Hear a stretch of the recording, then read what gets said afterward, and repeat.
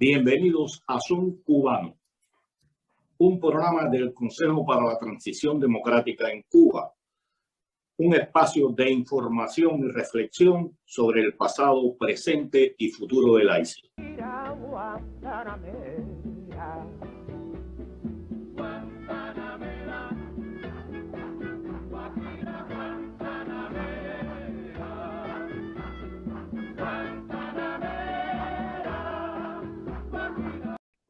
Muy buenas tardes, tengan todos y bienvenidos a esta nueva emisión, la número 70 de Son Cubano. Así es, Hernán, 70. Me acompaña, como siempre, mi amigo y colega Hernán Alberro desde Madrid. ¿Cómo andas, Hernán? Muy bien, Pedro, muy bien. ¿Cómo estás tú? Con un poco de catarro, pero bueno. Miami me está haciendo daño, a lo mejor me regresa a Cuba. Óyeme. El tema de hoy es un tema muy sensible y tal vez cuando lo digan muchos van a pensar, ya están los extremistas de derecha cuestionando y criticando a Cuba. El tema es la tortura en Cuba. Antes de darle la palabra a quienes nos acompañarán en el día de hoy, voy a hacer una anécdota de cuando yo tenía 12, 13 años, tal vez un poco menos. Un primo hermano de mi mamá, Tomás Mesa, que tenía una pequeña finca de Atrevido, fue acusado de ayudar a los alzados que habían en la zona de Bolondrón, en Matanza. Y lo oí haciéndole la anécdota a mi mamá y a un tío mío comunista, fundador del Partido Comunista en Cuba y en Matanza. Y él le decía que estuvo 2 años preso, que no le pudieron probar nada, que le hicieron más de 180 interrogatorios, lo mismo de mañana, tarde que noche, que lo ponían en un cuartico, no recuerdo el nombre que ellos le decían, que era, lo sentaban y le caía una gota de agua en la cabeza.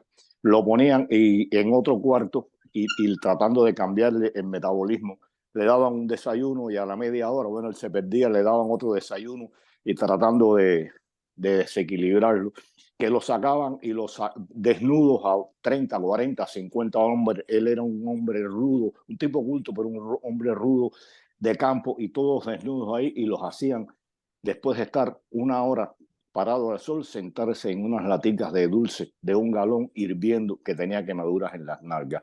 Eso es tortura. De la tortura se ha escrito mucho, de la tortura se ha hablado mucho y en Cuba tal vez ya esos métodos no existan, pero vivir en Cuba de por sí ya es una tortura. La represión, la violencia, la carencia de alimentos, todo en general es tortura. No es solo se te tortura cuando se te da golpe, cuando se te maltrata. Los mítines de repudio, los cercos, las regulaciones, los destierros, todo eso son torturas psicológicas. Y bueno, para hablar de este tema, contamos con la presencia de Joe Suárez, documentalista, escritor y periodista, que ha realizado 2 documentales sobre el tema. Más tarde se nos unirá Javier Larrondo, presidente de Prisoner Defender, que ha escrito un libro sobre la tortura en Cuba. ¿Qué tal, Joe? ¿Cómo estás? Hola, Pedro, ¿cómo estás? Muchas gracias por la invitación. Realmente es un gusto estar acá contigo. Gracias a ti por aceptarla. Ven acá, ¿qué te decidió a ti a hacer de estos 2 documentales sobre la tortura en Cuba? ¿Qué te impulsó? ¿Qué te movió?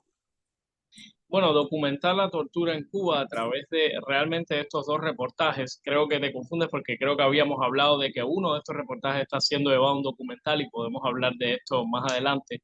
Pero documentar la tortura en estos 2 reportajes me parecía importante porque quiebra la narrativa del paraíso socialista, donde hay justicia social, sea eso lo que sea que signifique, donde hay justicia en definitiva, donde no se maltrata al individuo y que se presenta como una especie de escalón superior de la moral humana, ¿no? a diferencia del capitalismo salvaje o lo que puede ocurrir en otras dictaduras de otro tinte político también. Yo lo que quería con estos reportajes era, en primer lugar, darle voz a aquellos que no la tienen, personas que a veces no pueden llegar a los medios, personas que a veces no, sus historias no aparecen tanto en los medios, desgraciadamente se quedan a veces empolvadas en informes para llegar a ellos hay que hacer una especie de arqueología de digital en definitiva.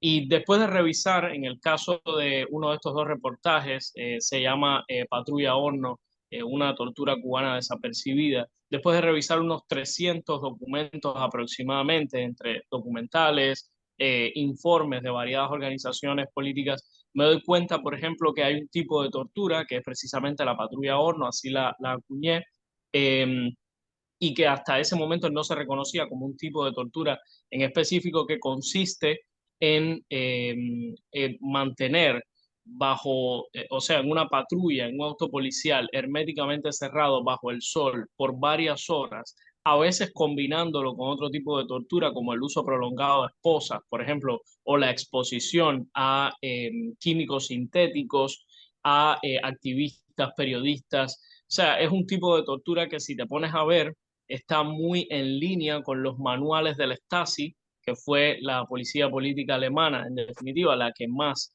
influyó en la manera de hacer terror, de construir el terror de la policía política cubana. Y esta tortura está muy en línea con esas enseñanzas del Stasi, que es tratar de dejar la menor cantidad de marcas visibles, es lo que se llama tortura blanca, y también, bueno, tiene mucho que ver con lo que pasaba este pariente tuyo que estabas hablando al inicio, ¿no? Mira, dijiste algo ahí que uno a veces lo vive y por vivirlo uno no le da la importancia que tiene. En una de las detenciones que me hicieron a mí estaba junto con Georges Olazábal y eh, un muchacho éramos, como estábamos en Somos Más, era de Hawái, no recuerdo el nombre de la hora. Nos detuvieron en horas de la mañana, nos llevaron hasta la cuarta estación de policía y atrás al sol nos tuvieron hora y media. Ellos habían salido de la patrulla y realmente estaba sofocante. Ya Georges estaba a punto de entrar en desmayo. Y si no es por una muchacha, una civil que entró allí a no sé qué, estábamos en la parte de atrás, que se dio cuenta de la situación y le gritó a los policías, a lo mejor era una jefa, nos abrieron la puerta, a lo mejor todo eso estaba teatralizado, pero de ahí pasamos a los interrogatorios y mira, tú ahora hablas de que es usual hacer estas cosas y yo tuve una hora, hora y media y era insufrible, me imagino 4 o 5 horas encerrados en un lugar de ese tipo, no es fácil. Y por eso te decía que la tortura no es solo dar golpes. Hernán. No, está clarísimo y es muy interesante. Quería, interesante todo lo que cuenta Joe, la tortura blanca. Eh, bueno, lo que tú decías, Pedro, ¿no? La normalización, eso es parte de la naturaleza humana, ¿no? Como uno de a poco se va adaptando, se va acostumbrando y algo que es una locura en ciertos lugares. Desde, yo siempre lo digo, ¿no? En mi país, en Argentina, esto pasa mucho, que es hasta se hacen chistes, se hace humor en base a la tortura y la violación a los derechos humanos que sufren los presos normales, ¿no? Producto de que las cárceles no están en condiciones. Entonces pareciera que uno pasa a normalizar que estos actos que son aberrantes son parte del castigo, cuando no, cuando el castigo es la privación de la libertad, no todo, ¿no? En el caso de que fuera, como los que estoy diciendo, prisiones legítimas por crímenes legítimos, ni hablar la situación particular de los crímenes políticos que no son crímenes legítimos y que, por ende, revisten más gravedad. Pero quería preguntarte, Joe, ¿cuáles fueron tus hallazgos en estos reportajes? Si tú detectaste alguna otra práctica habitual, si también viste esto de la naturalización de la tortura como algo normal, como bueno, sí, me dejaron 1 hora y media. Y debo confesar, yo he entrevisto mucho a activistas y defensores de derechos humanos en Cuba y muchas veces te dicen, eh, le digo, pero ¿sufriste alguna violación o tuviste algún problema en materia de... No, sí, no, me vinieron a interrogar, pero nada. Y ¿no? Como que las cosas se terminan, bueno, lo que decía, ¿no? Normalizando. ¿Tú eso lo pudiste ver, ¿no? En tus trabajos? Sí, totalmente. Por ejemplo, en este caso de la patrulla Horno, se naturalizaba, digamos, ¿no? Estuvimos 4 horas, hay un caso de 12 horas en la parte Ya, de atrás de una patrulla que involucró a un activista, Alexis Pérez Sky, sí. y a una señora también activista. 12 horas estuvieron en la parte de atrás de una patrulla herméticamente cerrada, bajo el sol, o sea que hay una intencionalidad ahí en provocar, bueno, cefalea, sensación de desmayos, deshidratación, bueno, desmayos de hecho, hay algunos que han perdido el conocimiento, como estuvo a punto de hacerlo Pedro, nos contaba, y sí, hay una naturalización, desgraciadamente, te imaginarás que son capas y capas de generaciones y generaciones de cubanos que han vivido en un espacio y en un tiempo sin derecho, sin un Estado de Derecho. De manera que este tipo de maltratos, este tipo de torturas, en definitiva, a veces se naturaliza en la oposición y es parte también de una especie de cambio de estrategia, si se quiere, porque si bien a inicios de la revolución socialista había que, digamos, hacer otro tipo de tortura un poco más, vamos a decir, física, si se quiere, un poco más tradicional, si se quiere, este tipo de regímenes que se alargan en el tiempo terminan institucionalizando el terror durante unas 2 generaciones y a las otras generaciones por venir solamente lo que hay es que recordarle a los cabecillas, a gente en específico que se revela en contra del sistema, de lo que son capaces de hacer. De manera que ese tipo de tortura se deja para personas, ese tipo de torturas más tradicionales, si quiere, es uno de los hallazgos que encontré, se deja para los líderes, digamos, para quebrar a los líderes. Gente como José Daniel Ferrer, por ejemplo, que ahora mismo está en la prisión, el aislamiento, golpizas, para personas que han levantado su puño en contra del Estado totalitario, como el pastor Lorenzo Rosales Fajardo, que recibió golpizas, que fue incluso vejado, fue orinado después de golpizas por los militares con el fin de quebrar su espíritu, de quebrar su cuerpo. Entonces ese es uno de los hallazgos. Otro de los hallazgos en el segundo reportaje que se llama Cuba, una isla buena para la tortura, que está tanto en español como en inglés disponible en Diario de Cuba. Uno de los hallazgos fue más o menos aproximadamente unos 13 diferentes tipos de tortura, unas diferentes técnicas de tortura. Si el reportaje sobre la patrulla Horno trataba de llevar luz sobre un método de tortura del que no se hablaba como tal, no se categorizaba como tal, como un método de tortura, la patrulla Horno. Lo que trataba de hacer era una especie de inventario, de catálogo eh, sobre algunos tipos de torturas, entre ellos, bueno, los cambios de temperatura que son muy eh, comunes, son muy frecuentes entre las estrategias represivas del régimen y, bueno, obviamente las golpizas, y otros más como la cama turca, el potro, son otro tipo de tortura que están allí descritos. Las chaquiras, que ahora se habla mucho de ellas después del 11 de julio, pero antes era como algo que más o menos circulaba, era un término que más o menos circulaba entre la oposición, entre parte de la oposición, yo ni diría que entre Perdón, todas, más bien aquellos que la habían vivido, que es perdón. aguantarte con cadenas, tanto de manos como de pies durante largos periodos de tiempo.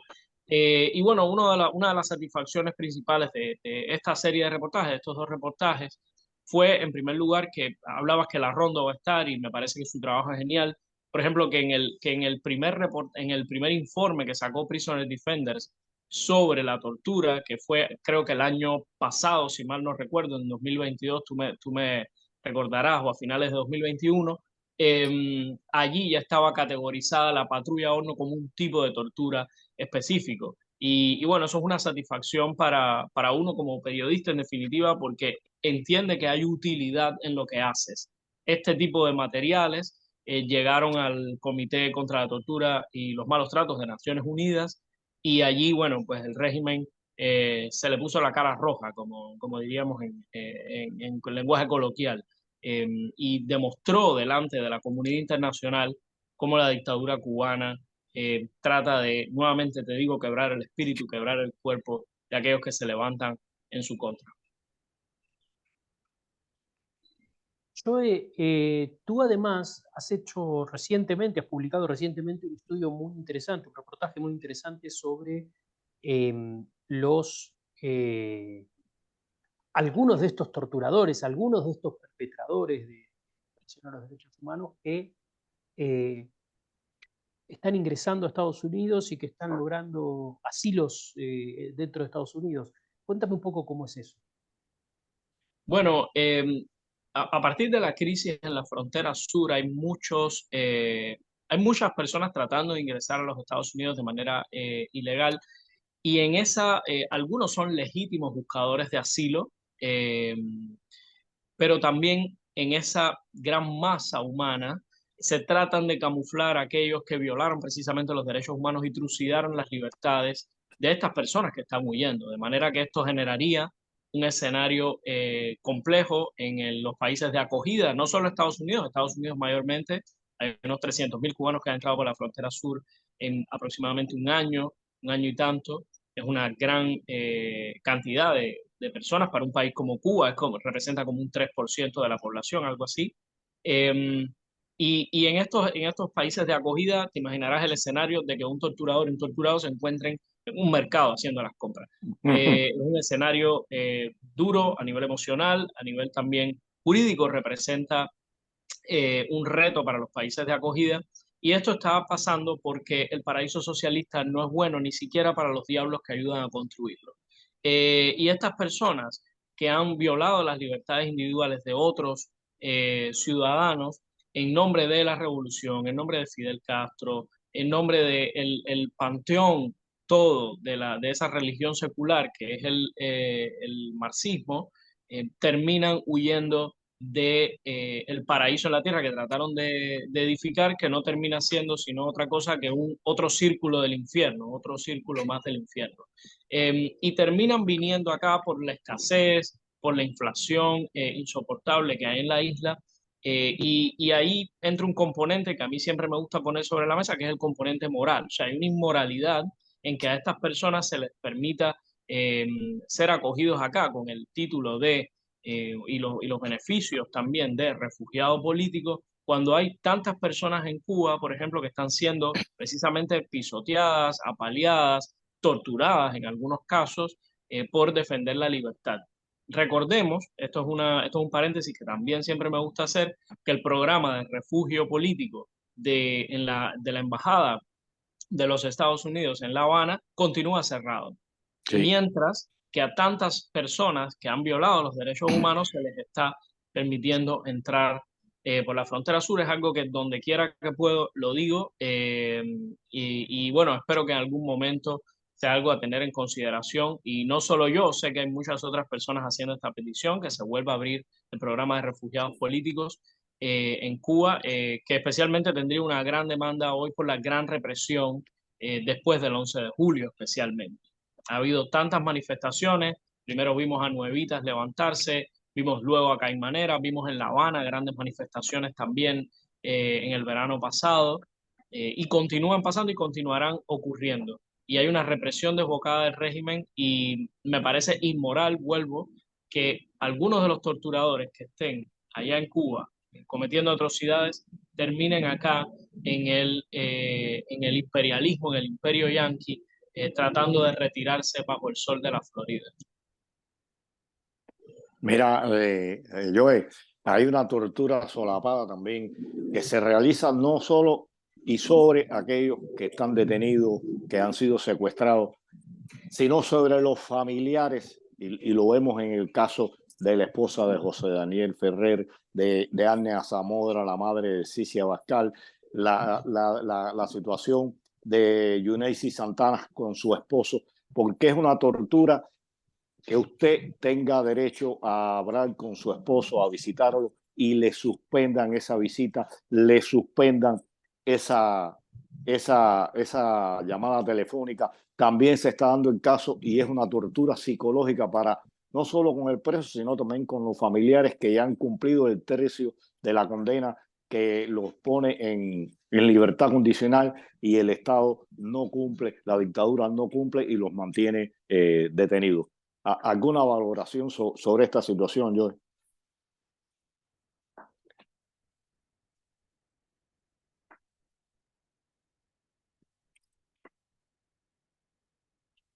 Tienes el micrófono apagado, Joe.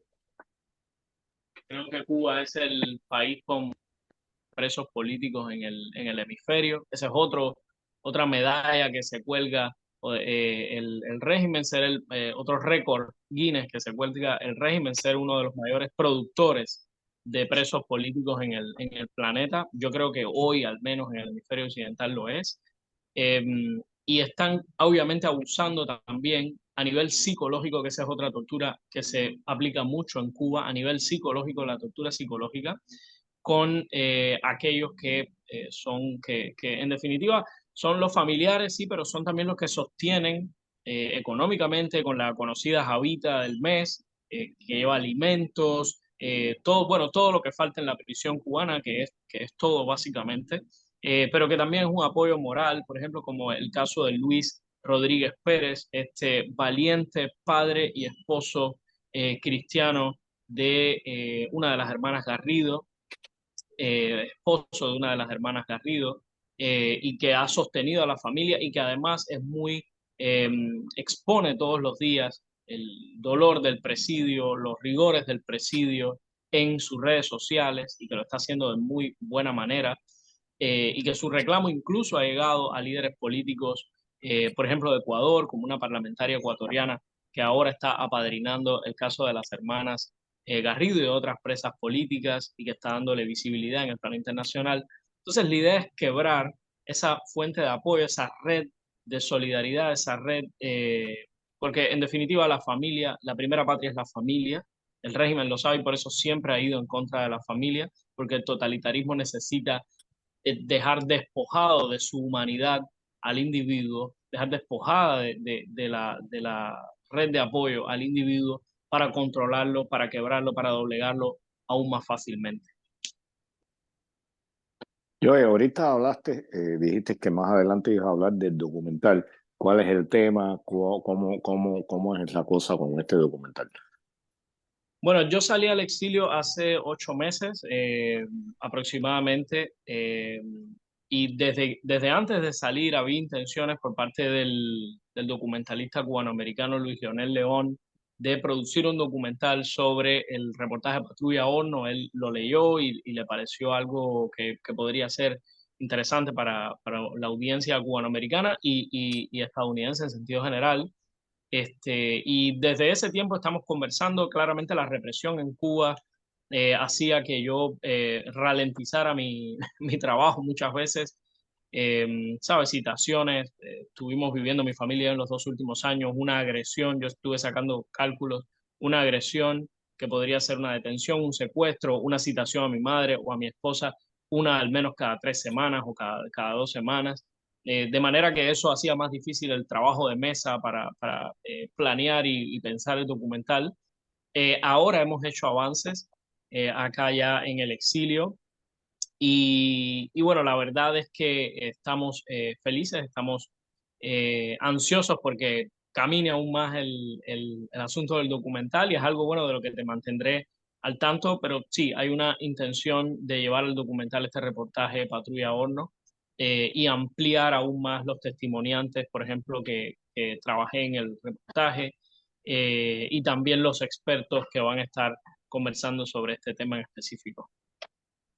No, es importante, o sea, no normalizar esta situación y seguir haciendo denuncias. Y no solo para acá, o sea, cuando hablo para acá, me refiero a los cubanoamericanos y a los americanos en general. Muchos de estos documentales, de una forma u otra, llegan a Cuba y le sirven también a aquellos que o lo tienen o están o quieren ser ciegos y sordos. Y es una muestra de lo que realmente hace la seguridad del Estado por órdenes de la dictadura cubana con aquellos que se le enfrentan de cualquier forma. Hernán. Así es, así es. Y siempre hay maneras de hacerlo legal, especialmente con las nuevas tecnologías, ¿no?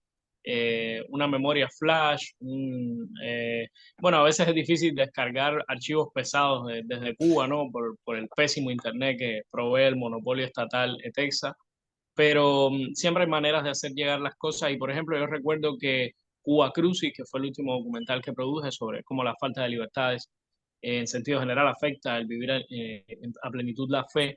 Ese documental, por ejemplo, pudieron hacerse presentaciones en Cuba y de hecho ahora hay algunas más planificadas, no quiero dar más detalles, pero se puede hacer, ¿sabes? Con grupos pequeños, cuidando mucho, por supuesto, la seguridad de estos eventos, de las proyecciones, pero se puede hacer, se puede con las nuevas tecnologías llegar a más personas y bueno, espero que en un futuro este documental que estamos todavía en una etapa en una etapa embrionaria de su producción, pues que también llegue dentro de Cuba, sí. Joe, Hernán, ¿dónde podemos nosotros y nuestros oyentes darle seguimiento a tu trabajo? Bueno, la verdad es que estoy como freelance y estoy trabajando desde Cuba. También publicaba con varios medios, en el que más publicaba era Diario de Cuba, pero ahora próximamente, de hecho, ayer salió un artículo mío en el Cuban Studies Institute. Los invito a que vayan allí. Es un poco sobre el adoctrinamiento en el sistema escolar cubano y específicamente analizando el caso de qué ocurrió en Bahía de Cochinos, que en abril se cumplió un aniversario más de esta batalla. Y bueno, allí los invito a que vayan por este último eh, artículo, pero igual estoy publicando en Yucca Byte, en inglés, estoy publicando en The Washington Stand, un periódico de Washington, D.C. Y en mis redes sociales también pueden seguirme, estoy en Facebook, YouTube y también Twitter. un trabajo duro y constante por lo que veo. Qué bueno, Joe, que estás muy activo. Muchas Joe, gracias. no, gracias a ti por todo esto que haces. Óyeme, algo que quieras precisar sobre este tema. Sabemos que tú tienes situaciones y bueno, el tiempo lo tienes limitado. ¿Alguna situación que quieras precisar, que quieras exponer? No, yo creo que si un mensaje puedo dejar es que este trabajo que hago yo y que muchos otros activistas hacen en Cuba y periodistas también hacen en Cuba de visibilizar lo que está pasando en la isla, es un trabajo que hoy se ha, vamos a decir, democratizado aún más gracias a las nuevas tecnologías. Cada ciudadano puede ser alguien que denuncie torturas, que denuncie violaciones a los derechos humanos y de hecho el periodismo independiente, sobre todo el diarismo, se está nutriendo mucho de esas denuncias para visibilizar lo que está pasando en la isla. Sé que muchas personas van a llegar a este material, bueno, a través de las redes sociales, así que precisamente a ellos les digo, el trabajo, la denuncia que se puede hacer desde redes sociales es súper importante, nutre el trabajo de periodistas, pero también nutre el trabajo que se puede hacer de exposición y visibilización internacional de lo que está pasando en la isla. Hernán, tú debes tener algo ahí todavía en el tintero, como yo te digo. No, no, en realidad le iba a agradecer a Joe por su tiempo. Creo que ha sido muy interesante conversar contigo, Joe, y que nos ayudes a entender eh, la situación de la tortura y especialmente a identificar algunos casos de tortura. Creo, como tú has dicho y como Pedro también advirtió, pareciera que la tortura en Cuba está presente por todos lados, ¿no? Pareciera que es parte de la vida cotidiana. Y creo una cosa que mencionaste, pero que me gustaría destacar, es que era algo que decía mucho Hannah Arendt, ¿no? Esta cosa del no saber qué va a pasar. Esa es probablemente una de las principales torturas, ¿no? No sé si las principales, pero esta cosa de decir, bueno, esto que estoy haciendo me pondrá preso, no me pondrá preso, me estarán escuchando, no me estarán escuchando, me llevarán a la prisión, me harán un juicio, no me harán un juicio, me pondrán una multa, no me pondrán una multa, me van a... O sea, voy a poder viajar, no voy a poder viajar, me van a dejar salir, no me van a dejar salir, voy a lograr la visa, no van a... Toda esa incertidumbre permanente que ocupa la mente de, creo que todos y cada uno de los cubanos en algún momento de sus vidas, evidentemente es también una tortura invisible. Muchas gracias, Joe, por esta conversación y seguramente estaremos volviendo a hablar muy. Gracias a ustedes dos. Bien, ya está junto a nosotros Javier Larrondo, el presidente de Prisoner Defender y escritor, que ha publicado hace poco un libro, Las torturas en Cuba. Y Javier, yo hablaba, bueno, buenas tardes Javier, ¿cómo estás? Buenas tardes, Pedro, ¿qué tal? Aquí, tranquilo. Óyeme, hablábamos con Joe que cuando se habla de torturas, las personas se ubican en los golpes, en este tipo de cosas más físicas. Pero en Cuba la tortura está generalizada en todos los aspectos. Yo le decía y hablaba que en Cuba, vivir en Cuba es una tortura, por buscar alimentos, por tratar de ser libre, por tratar cuando vas a salir, cuando vas a publicar, o sea, cuando vas a reunirte, todo es una tortura física. Y bueno, tú tienes suficientes elementos que documentan aún más esta situación que estábamos conversando ahora sobre la violencia en el país. Tiene que ver un poco también, yo pienso, que con la tortura psicológica en todos los sentidos. ¿Qué me dice? Sí, bueno, conozco la realidad a la que te refieres, ¿no? Realmente, fíjate que pues te digo, la conozco y en realidad la siento. No es tanto la conozco, es que la siento, ¿no? De todas las familias y todas las personas con las que se habla en Cuba, de lo que están sufriendo, ¿no? Pero en este particular, lo que hemos hecho nosotros en el informe es documentar de una manera, con un llamado aleatorio, digamos, a las familias de los presos políticos, hemos documentado la situación en prisión, es decir, si estaban siendo torturados o no en función de 15 posibles ejes de tortura sobre los que les hemos preguntado y les hemos dejado que nos expongan si habían sido sometidos a, pues por ejemplo, celda de confinamiento, amenazas contra la vida o la integridad de nuestros familiares, privación de asistencia médica, etcétera. Una serie de preguntas. El resultado ha sido que hemos recabado 168 declaraciones por esta vía y otras 13 investigaciones particulares por otra, ¿no? Bueno, pues de los 168, el 100% habían sido torturados en prisión. O sea, tienen a familiares o ellos mismos, los que nos han, digamos, han servido de testimonio, pues han sido torturados en prisión. Pero es que además el 80% de ellos con 5 tipologías de tortura o más. Y además, cuando hemos examinado los menores que había en la muestra, que eran 4, los menores de 21 años, que eran 22 de ellos, y las mujeres, que eran 17, nos encontramos con patrones de tortura en los menores, por ejemplo, pues terribles, donde la mayoría han pasado por celda de confinamiento, agresiones físicas, humillaciones, incomunicaciones de la familia, amenazas a sus familiares, o sea, una serie de torturas recurrentes y comunes, patrones comunes, que significan que hay una sistematización absoluta y que les dan hasta el punto de aguante. A las mujeres, por ejemplo, las torturas más usuales tienen que ver con el aspecto social, es decir, retirarle la comunicación con sus familiares, que es una mujer, le importa especialmente, tiene gente que depende de ella, ya sean sus hijos, etcétera, y tiene personas con las que está arraigada profundamente, ¿no? Ya sean sus familias, sus padres, etcétera. Es una mujer, a la psicología de una mujer le hace especial daño. O sea, determinadas patrones de tortura se ve que están hasta sistematizados en función de cuál es el colectivo que los recibe. Supongo que a la gente con determinadas enfermedades el régimen les tendrá un patrón de qué es lo que le puedes hacer a este y lo que no. O sea, da una sensación repugnante y repulsiva ver que todos son torturados, ver que todos son sistemáticamente torturados y que además se hace con una plena conciencia de todo el aparato porque se ven unos patrones que coinciden de unos a otros.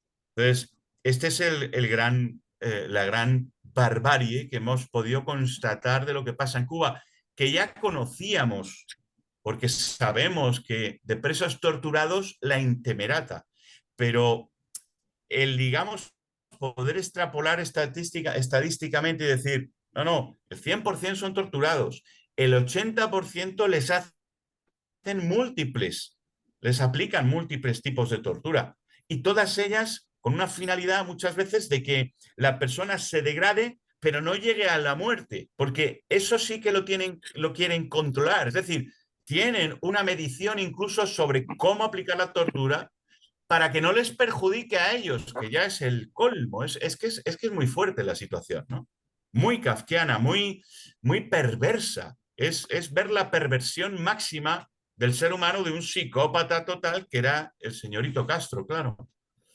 Mira, y hay una cosa que también utilizan, y tú debes tener elementos suficientes para eso, que no es la golpiza que te da directamente la policía, los guardias de la prisión, sino a través de otros presos, que incitan a otros presos de diferentes formas a que golpeen a estos presos políticos como tal. Eso no, tal vez no se registre como parte de la tortura oficial, pero está presente y sabemos que así es. Sí, sí, tienes tanta razón que acabo de tener ahora mismo una conversación con la mujer de un preso al que le están metiendo, un preso político, al que le están metiendo a otro que está puesto en su celda para ver si lo mata y para ver si esa muerte ocurre de manera accidental y resulta que ha sido otro preso. No, una reyerta entre presos. Es muy fuerte, es muy fuerte. Y ver, o sea, que los familiares que están fuera están sufriendo todo eso, lo están viendo y ven que su estado, no solamente su estado no protege un mínimo la vida de su familiar, su integridad física y personal, psicológica, no, o sea, el carácter de reinserción de las prisiones, etcétera, no solamente no hace eso, es que el Estado le dice a la familia que como sigan hablando o defendiendo a ese familiar, ellos también van a sufrir lo mismo y van a llevarles a todos a prisión. O sea, es que es muy fuerte. O sea, lo que ocurre en Cuba es un tipo de control y maldad y perversión que sinceramente pone los pelos de punta, ¿no? De decir, ¿cómo puede haber personas tan terriblemente malas, ¿no? La verdad es que es espeluznante. No, mira, yo sigo manteniendo mis amistades y eso, y cada día está peor. La violencia está, por ejemplo, la gente no le gusta utilizar el término feminicidio, pero bueno, tú sabes que las palabras surgen de la costumbre. El año pasado fueron 32, 33, y ya este año va por 36 hasta mayo. Espera. 32, 33, los que tú sabes. Sí, Pero es que yo tengo un par o tres de informes de los tribunales provinciales populares de provincias de Cuba, donde la cifra que ellos dicen de asesinatos en el entorno familiar, hombre y mujer, no sé qué y tal, la sitúan cercana, o sea, me salía una cifra de cientos. Ahora mismo tendría que mirar el papel, pero cientos, es decir, una barbaridad, ¿eh? no, que si tú puedes mandarme ese por cualquier vía, Te lo mando encantado, sí, sí. porque el lunes yo voy a estar con Martadela Tamayo y vamos a hablar de esta situación en el programa mío de YouTube en Viernes de Denuncia, que lo saco los lunes y los viernes, y va a estar Martadela Tamayo y posiblemente Murúa, y el tema es este: feminicidios, asesinatos, la situación como está en el país, que cada día está peor. Eso no tiene fin. Y estos desgraciados Bueno, habrán sacado a relucir los supuestos acuerdos yo hablé de eso también, los supuestos acuerdos con los rusos, que de ser realidad nada van a resolver, porque más ayuda que la que nos dieron la Unión Soviética en aquella época, nos regalaron miles de millones y bueno, nos atamos a un tren del atraso, pero no pienso que se vaya a resolver el problema con eso, para nada. yo sabes lo único que temo, que con esta jugada Evidentemente no se va a resolver a largo plazo el tema de Cuba, pero ellos sí consiguen que entre generales y entre los cargos de los ministerios haya una especie de objetivo común por ver si esto funciona y tal, y por lo tanto haya un poquito de aguante un tiempo, ¿eh? Que ellos están ahora, que si no le dieran al pueblo y a todos esos, esos sinvergüenzas del ejército y tal, si no les dieran algo tangible y les dijeran más de la misma mierda, a lo mejor incluso corrían peligro de desmembrarse ellos, ¿eh? No, yo hablé hace poco en una entrevista, no recuerdo, yo dije que en Cuba había dos formas de solucionar el problema. O el pueblo completamente a la calle, o que los militares de nivel medio dieran un golpe de Estado, porque los generales siempre han estado, pero bueno, si benefician un poco a los coroneles, primeros coroneles, pueden, como tú dices, ganar tiempo y un poco entretienen al pueblo. Yo tengo muchas amistades, sí, pero ahora, a ver, ustedes no se olvidan que los rusos tuvieron 30 años dándonos de todo lo que supuestamente creábamos nosotros, y los miles de millones a Cuba le dieron, y bueno, sobre saberle tú mejor que yo, más de 100.000 millones de dólares de distintos países. ¿Qué hicimos con eso? O sea, no es un problema de que te den dinero, es un problema que tú no sabes administrarlo, es un problema que tú no sirves. El sistema no funciona, está claro eso. Mira, te voy a decir, fíjate, yo tengo el documento este, que yo te lo voy a leer, pero te va a encantar.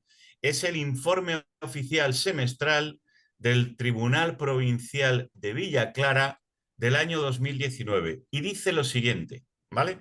33 asesinatos, ahora te leo la frase correcta, pero bueno, este es el resumen que yo me he hecho, un comentario al lado para resumir.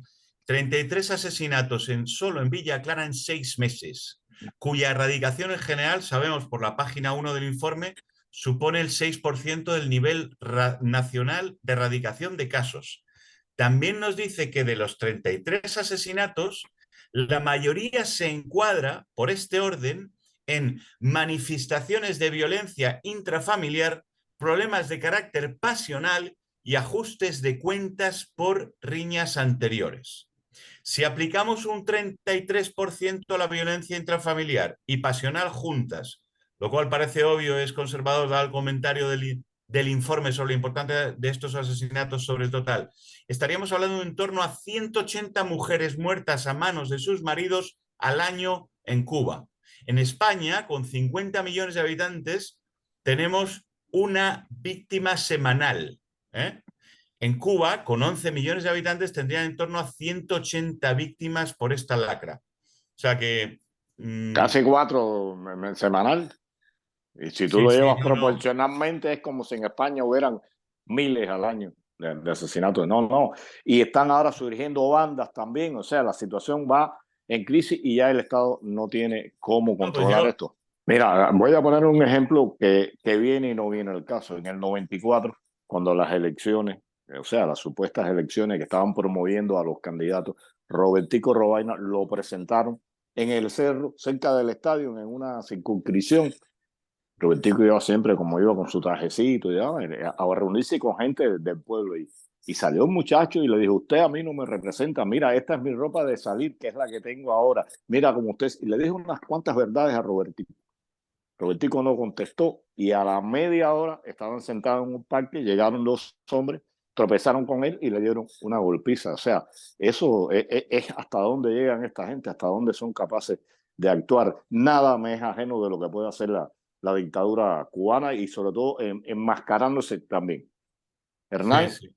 Hablábamos recién con Joe, Javier, con Joe Suárez, hablábamos recién de la tortura blanca, ¿no? Y de cómo en Cuba, en cierta medida, y sin buscar minimizar la dureza y la importancia en mal sentido de la tortura, cómo como tú lo planteas en el estudio, ¿no? Cómo todos los cubanos sufren, no solo los presos políticos, no solo los opositores, no solo los periodistas independientes, todos los cubanos finalmente sufren de algún tipo de tortura, finalmente alguna tortura blanca, alguna tortura psicológica, ¿no? Yo mencionaba recién el tema de la incertidumbre es una tortura. ¿no? La incertidumbre permanente. Me van a llevar preso, me van a llevar preso, me van a hacer una multa, no me van a hacer una multa. Tengo que robar para poder comer, pero me pescará mi jefe y me acusará. Él roba, yo sé que él roba, pero a él no lo puedo acusar yo. Todas esas cosas que es parte del día a día de todos los cubanos. ¿En qué medida tú pudiste verificar eso, no solo con este informe, sino con todos los informes que llevan desde Prisoner Defender? Bueno, la verdad es que con respecto a esta sensación de vivir en un mundo distópico donde casi todo lo que haces puede ser considerado negativo hasta penalmente, ¿no? Eso es una realidad que el cubano, fíjate, ya ha interiorizado, o sea, el ciudadano de a pie ha interiorizado esa situación. Y eso está por descontado en todos ellos y les condiciona en su reacción ante la sociedad, ante el mundo y ante las circunstancias. Efectivamente, o sea, eso es como, digamos, parte del mal antropológico que ya está incorporado porque se ha metido debajo de la piel del cubano con 64 años de mundo distópico, ¿vale? Pero claro, lo que hablamos es que lo que se está produciendo ahora está por encima. O sea, eso está incorporado, pero esto que hablamos ahora, este tipo de maltrato social masivo, salir a las calles y pegarle palos y palos a manifestantes, sean los que sean, por toda la isla, afectando a todo tipo de familias, procesar a 2000 y pico, meter a 1000 y pico con condenas terribles que ni en su vida habían sido ni disidentes, ni opositores, ni se les había pasado por la cabeza, muchísimos de ellos, ¿vale? Hacer lo que han hecho y afectar al tejido social cubano, a todo, a intelectuales, a músicos, de todo, y que todos fueran testigos, pues ha sido ya algo que ni el mal antropológico con el que han tenido que convivir el pueblo de Cuba lo ha podido soportar. Ya el pueblo cubano sabe, y yo creo que esto es bastante reconocido, ya sabe que está en manos de criminales. No son ni siquiera esos viejos que se quieren quedar aquí de por vida. Es que les ven como auténticos criminales peligrosos. Y eso cambia muchísimo las cosas, ¿no? Y hay que transmitir lo que hacen en prisión esos criminales peligrosos. Y lo que están haciendo es, bueno, pues a las mujeres. Hemos narrado casos de mujeres que se orinan de los golpes que le dan, pierden la conciencia y se orinan encima. Otros, como el pastor, ahora mismo no me acuerdo, el pastor Lorenzo, ¿vale? Sí, Lorenzo. Sí. Sí, al pastor Lorenzo en Palma Soriano lo metieron, lo sacaron como del sitio de detención, le llevaron aparte, le entraron a golpes, pero de tal calibre de golpes que se desmayó y se despertó siendo orinado por uno de los guardias, muertos de la risa, porque le despertaban orinando sobre él. ¿Tú te puedes imaginar tal maldad? Bueno, pues es la misma maldad que cuando contaba Armando Valladares sus sufrimientos en prisión y lo que había visto, es de una naturaleza un poquito inferior porque algo se han moderado en la intensidad, pero no en el grado de maldad. El grado de maldad está intacto y lo que está es que, lógicamente, hoy en día si haces determinadas cosas muy escatológicas, lo vas a tener muy difícil para explicar en el ambiente internacional porque hoy en día hay menos tolerancia y como Cuba encima es tan inteligente en ese sentido de cuidar la imagen internacional, aun siendo una bestia parda y malévola con sus ciudadanos, pues así van las cosas. La misma maldad, orinando, pegándole golpes a una mujer hasta que se orina encima, metiéndolos en celdas con frío, desnudos, sin comida durante días. Son así. Así son estos carceleros en Cuba.